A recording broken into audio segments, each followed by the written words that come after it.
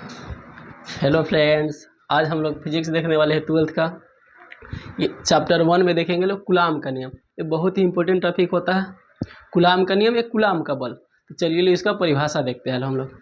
देखिएगा, इस नियम के अनुसार दो स्थिर आवेश के मध्य लगने वाला आकर्षण या प्रतिकर्षण बल, आकर्षण और प्रतिकर्षण बल का होता है अभी समझा रहे हैं, उन आवेशों के गुणनफल के समानुपाती तथा उनके बीच के दूरी के वर्ग के व्युत्क्रमानुपाती होता है। तो देखिएगा, दो स्थिर आवेश यानी Q1 Q2, ठीक है, स्थिर है। इनके बीच के दूरी मान लेते हैं कितना, r। इनके बीच की दूरी कितना हो गया, r हो गया। तो अब देखिएगा, एक टर्म आया है इसमें, आकर्षण और प्रतिकर्षण, यानी आकर्षण और प्रतिकर्षण का होता है। तो अब देखिएगा, इसको समझते हैं पहले। अगर प्लस क्यू होगा तो एक दूसरे को क्या करेगा, प्रतिकर्षण, ठीक है। अब देखिएगा, यही प्लस और माइनस रहता तो एक दूसरे का करता, आकर्षण करता। अब देखिएगा आकर्षण, अभी प्लस प्लस और प्लस माइनस, ये प्लस प्लस प्रतिकर्षण काहे करता है और प्लस माइनस आकर्षण काहे करता है, समझते हैं इसको। तो देखिएगा, ये प्लस है ना, ये भी प्लस है, तो इनका गुण क्या होगा, दोनों का सेम होगा, एक जैसा होगा, यानी इसीलिए क्या करेगा, एक दूसरे को प्रतिकर्षण करेगा। इसका देखिएगा प्लस और माइनस, इसका गुण क्या होगा, माइनस का अलग प्लस का अलग, तो एक दूसरे का करेगा, आकर्षण करेगा। यानी प्लस माइनस क्या होगा, एक दूसरे को आकर्षण करेगा, और प्लस प्लस क्या करेगा, प्रतिकर्षण करेगा। ऐसा ही अगर माइनस माइनस भी होगा ना, तो ये भी क्या करेगा, एक दूसरे को प्रतिकर्षण करेगा। अगर माइनस प्लस रहे तो ये भी क्या करेगा, एक दूसरे को आकर्षण करेगा, ठीक है। प्लस प्लस प्रतिकर्षण, प्लस माइनस आकर्षण, माइनस प्लस आकर्षण, माइनस माइनस प्रतिकर्षण। तो प्रतिकर्षण और आकर्षण उम्मीद करते हैं समझ में आ गया होगा। तब आगे चलते हैं लो।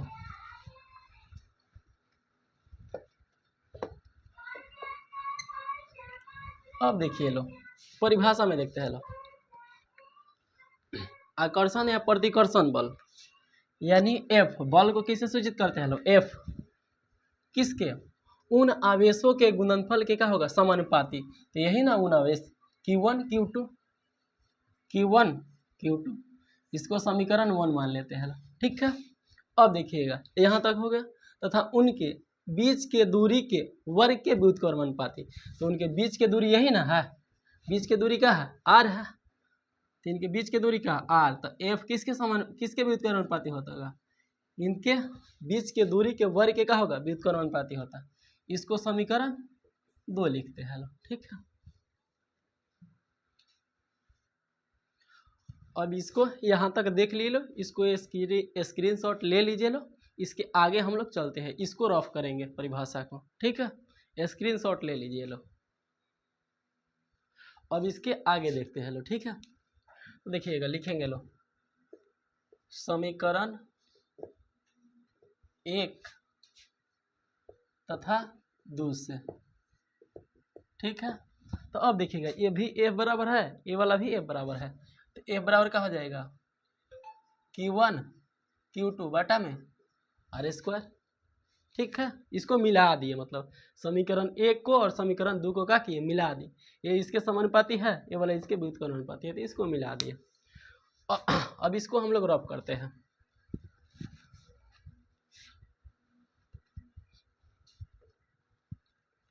अब देखिएगा, ये वाला समानुपाती का चिन्ह ना हटता है तो एक नियतांक आता है, एक नियतांक के आता है, Q1 Q2 बटा में r²। के क्या होगा हमारा, के नियतांक होगा, के क्या होगा, नियतांक होगा, ठीक है। अब देखिएगा, इसमें स्थिर विद्युत्की में ना के का मान होता है, पता है कितना, 1/4 पाई इप्सिलॉन नॉट। इसको बोला जाता है पता है क्या, इप्सिलॉन नॉट, ठीक है।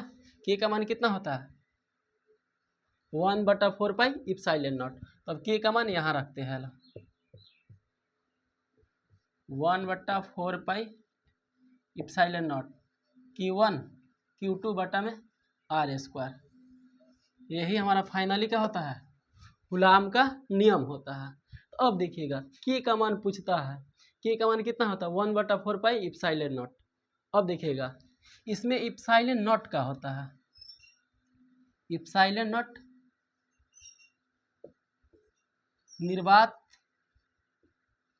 निर्वात का विद्युतशीलता होता है। इप्सिलॉन नॉट को क्या बोलते हैं लोग, निर्वात का विद्युतशीलता। अब देखिएगा इप्सिलॉन नॉट का मान भी पूछ लेता है, पता है कितना होता है 8.85 × 10⁻⁻12 न्यूटन मीटर स्क्वायर प्रति कूलाम स्क्वायर। ठीक है, ये किसका मान होता है, इप्सिलॉन नॉट का मान होता है। इप्सिलॉन नॉट का मान कितना 8.85 × 10⁻12 न्यूटन मीटर स्क्वायर प्रति में कूलाम स्क्वायर।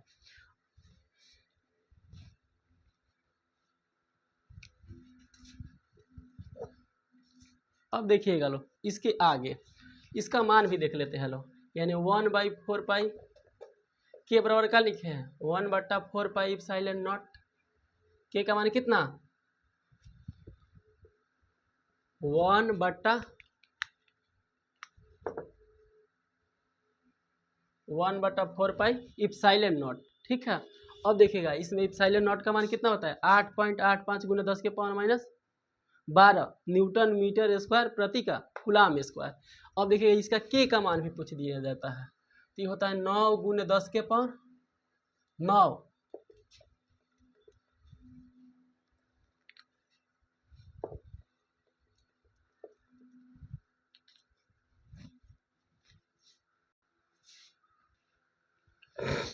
तो यहाँ देखिएगा के का मान कितना होता है 1/4 पाई इप्सिलॉन नॉट। इससे पूछ देगा 1/4 पाई इप्सिलॉन नॉट का मान कितना होता है 9 × 10⁻9 न्यूटन मीटर स्क्वायर प्रति कूलाम स्क्वायर।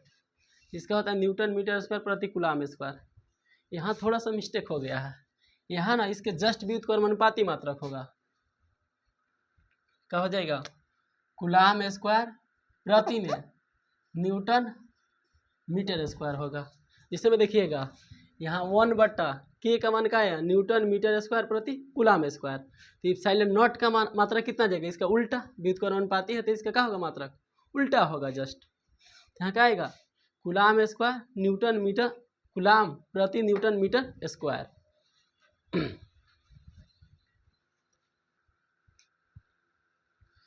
के का मान कितना आ गया 9 × 10⁻9 न्यूटन मीटर स्क्वायर प्रति कूलाम स्क्वायर। इप्सिलॉन नॉट का मान कितना 8.85 × 10⁻12 कूलाम स्क्वायर प्रति न्यूटन मीटर स्क्वायर। अब देखिएगा इसको सिद्ध भी कर लेते हैं लो, कहाँ से आया मात्रक, थोड़ा सा अजीब लग रहा होगा, देखिए लो बता रहे हैं। यहाँ एफ है, एफ और क्या है 4 पाई epsilon not I Q1 Q2 बटा में क्या है R स्क्वायर है, यही है ना। अब देखिएगा एफ बल इसका मात्रक हमें निकालना है, यही ना, इसी का मात्रक ये वाला निकालना है, सिद्ध करा देते हैं इसका। तो देखिएगा इसका मात्रक निकालना है तो क्या होगा एफ R स्क्वायर कर सकते हैं, आई गुना में है तो कितना जाएगा बटा में Q1 Q2 आई क्या आ गया 4 पाई इप्सिलॉन नॉट, इतना आ गया हमारा।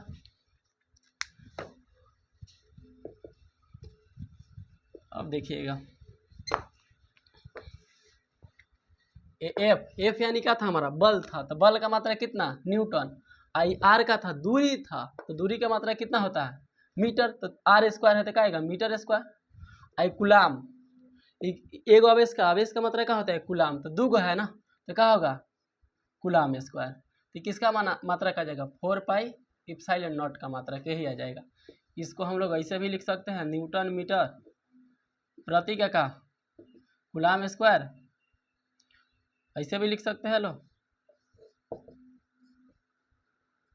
अब देखिएगा यहाँ इप्सिलॉन नॉट था ना, तो इसके व्युत्क्रमानुपाती है व्युत्क्रमानुपाती, तो इसीलिए इसका मात्रा क्या हो रहा था चेंज हो रहा था।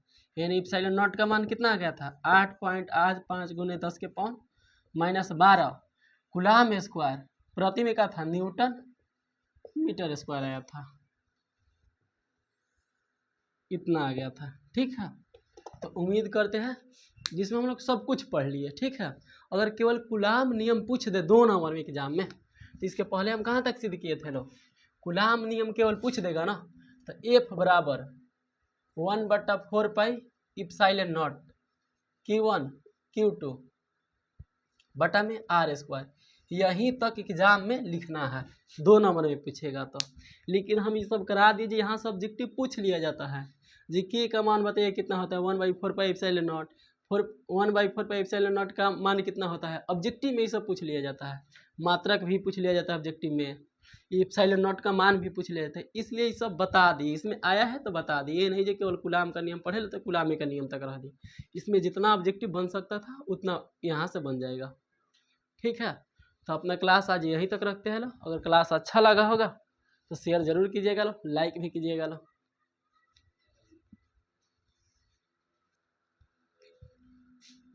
अब इसको स्क्रीनशॉट लेके नोट्स बनाइए लो, ठीक है ना, नोट्स बनाइएगा लो, जो पढ़ा रहे हैं उसका नोट्स बनाइएगा लो, बहुत हेल्पफुल रहेगा एग्जाम के लिए। अब चलिए एगो HW देते हैं, इस पर भाषा में कैसे क्वेश्चन आप लोग को दे देता है बोर्ड में, देखिएगा कैसे देता है बोर्ड में, ये सब रफ करते हैं, स्क्रीनशॉट ले लिए होंगे, मिटा रहे हैं इसको हम। अब देखिए इस पर क्वेश्चन कैसे देता है वो भी दे देते हैं, Q1 Q2 बटा में का R²। अब देखिएगा क्वेश्चन क्या कहता है, क्वेश्चन भाषा में देता है, आप लोग से बड़ी खेला करता है बोर्ड वाला लोग।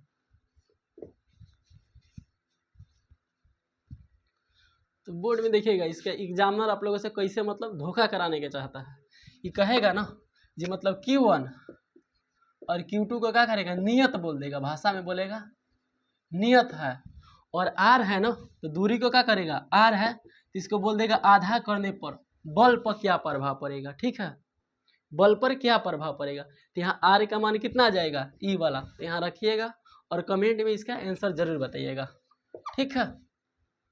अपना क्लास यहीं तक रखते हैं।